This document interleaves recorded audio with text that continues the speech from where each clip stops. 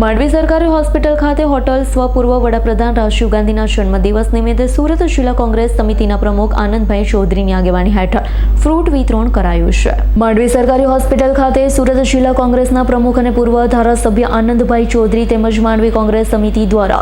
માંડવી સરકાર હોસ્પિટલની મુલાકાત લઈ હોસ્પિટલમાં સારવાર લઈ રહેલા દર્દીઓને ફ્રૂટ વિતરણ કરી શુભેચ્છાઓ મુલાકાત લઈ વહેલા સાજા થવાની શુભકામનાઓ પાઠવી। આ પ્રસંગે સુરત જિલ્લા કોંગ્રેસ સમિતિના પ્રમુખ આનંદભાઈ ચૌધરીએ જણાવ્યું હતું, આજરોજ સ્વર્ગસ્થ પૂર્વ વડાપ્રધાન રાજીવ ગાંધીના જન્મ નિમિત્તે ફ્રૂટ કીટ વિતરણ કરવામાં આવી હતી। સ્વર્ગસ્થ રાજીવ ગાંધી દ્વારા ટેકનોલોજી ક્ષેત્રે કરેલ ક્રાંતિની યાદો તાજી કરી। આ પ્રસંગે માંડવીનગર કોંગ્રેસ પ્રમુખ સંજયભાઈ ઉપાધ્યાય, વિરોધ પક્ષના નેતા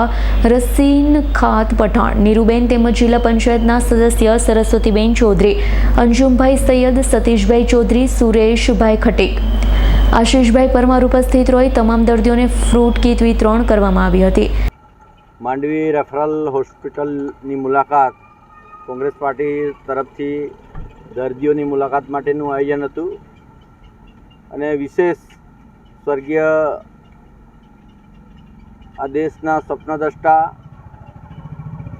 અને ટેકનોલોજી જેમને હાથે નિર્માણ થયું એવા સ્વર્ગીય રાજીવ ગાંધી પૂર્વ દેશના વડાપ્રધાન એમની આજે જન્મજયંતિ હતી અને જે સોશિયલ મીડિયા છે, ટેલિફોન છે, એ કમ્પ્યુટર છે, એની જે ક્રાંતિ થઈ આપણા દેશમાં અને આધુનિક ભારતના સ્વપ્નદ્રષ્ટા એવા સ્વર્ગીય રાજીવ ગાંધીની જન્મજયંતિ નિમિત્તે બધા જ દર્દીઓને ફ્રૂટ વિતરણનું આયોજન કરવામાં આવ્યું અને ખાસ કરીને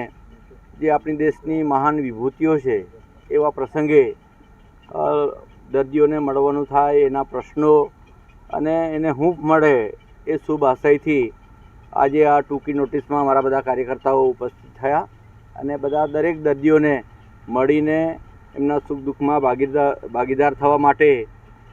પ્રેરણા થઈ અને બધાને મળ્યા અને જે દર્દીઓ છે એમને પણ ખૂબ સારો પ્રતિભાવ મળ્યો અને એ આ માન્ય સ્વર્ગીય રાજીવ ગાંધીના જન્મજયંતિ નિમિત્તે આ ટૂંકો કાર્યક્રમ હતો।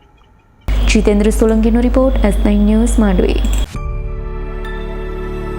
અમારી તમામ માહિતીથી અપડેટ રહેવા માટે જોડાયેલા રહો S9 ન્યૂઝ સાથે।